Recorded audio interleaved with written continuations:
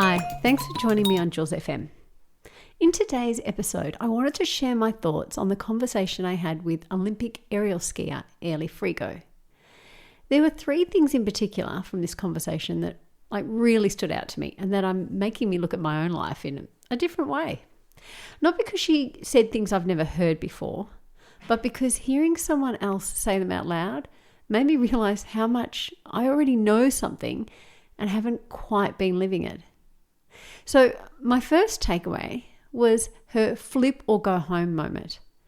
The image of Airleigh, like an absolute legend, standing at the top of that ramp in Finland, barely able to speak because she was so nervous, telling herself you either go or you go home.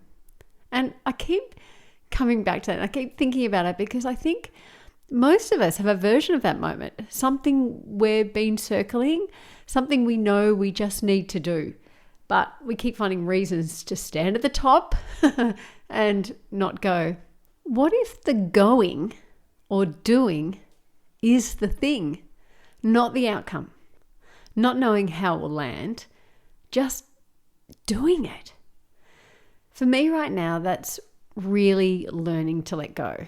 And I know I've been working on this, but I have moments of this where I can sound like the real me, not try and look the way I think I should. Just, show up as me and know that what I have to offer is enough, more than enough. It's interesting though, because I've had a few jobs lately, like voiceover jobs, and they've been great gigs. And they've been coming to me because I've done and continue to do the work. But it is incredible for me to notice the fear that still shows up in some of these moments, like the self-doubt, the uncertainty, the stress around being good enough. And behind it just is the same pattern.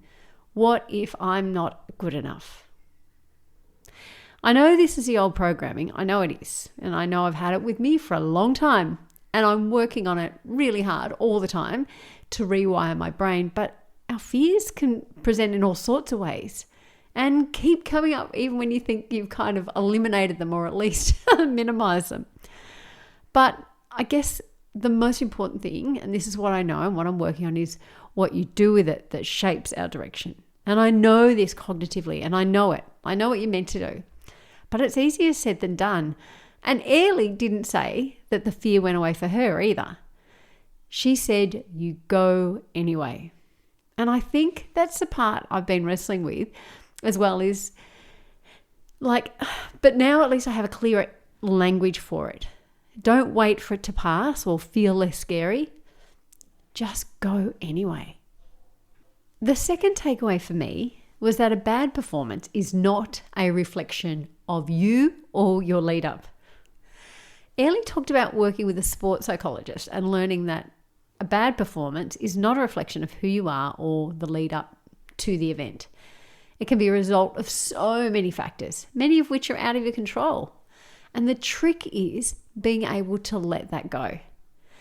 She said something that was exactly what Sam Mitchell said about a Hawthorn game, that feel the feelings and then move on. And for him, he said, I think it was 48 hours later, if you came to the Hawthorn training rooms, you should not be able to tell whether they won or lost a game the weekend before.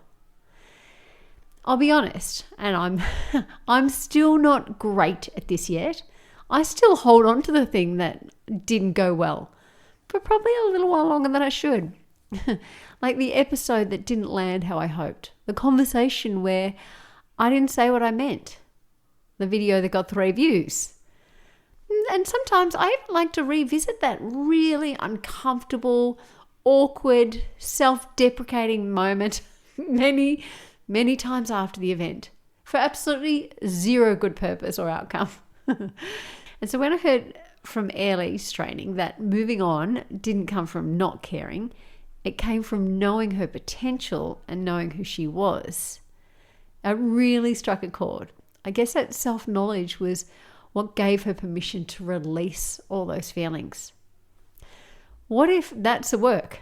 Not just getting better at letting go, but actually getting better at knowing yourself well enough that the one bad thing that stops feeling like the whole story can change.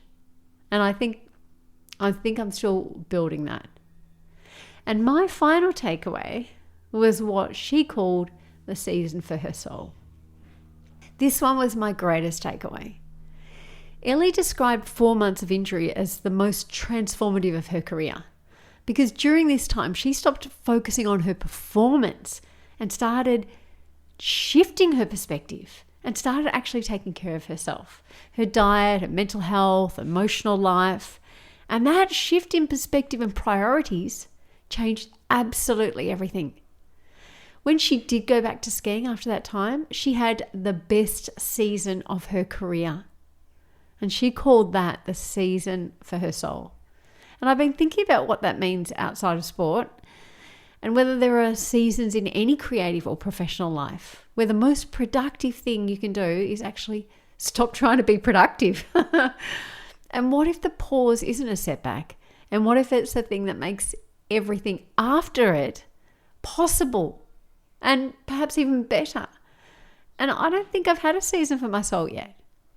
I've had seasons of pushing through, seasons of starting over, seasons of building, but I'm not sure I've ever fully given myself permission to just restore. And I don't know exactly what that looks like for me, but Airleigh's conversation has absolutely made me want to find out. So that's what I'm taking from this conversation. Not answers, just things we're sitting with. And if something in Airleigh's story stayed with you too, I would love to know what it was for you. You can find me on LinkedIn, Instagram, Facebook, or even here. Leave a message or a comment. And if you haven't yet heard the full conversation, both parts are worth it. She's something else. Don't forget to hit follow or subscribe on your favorite podcast platform. And thank you so much for your support, and thanks for turning up. And I hope you are finding these conversations as valuable as I am. Until next time, what if?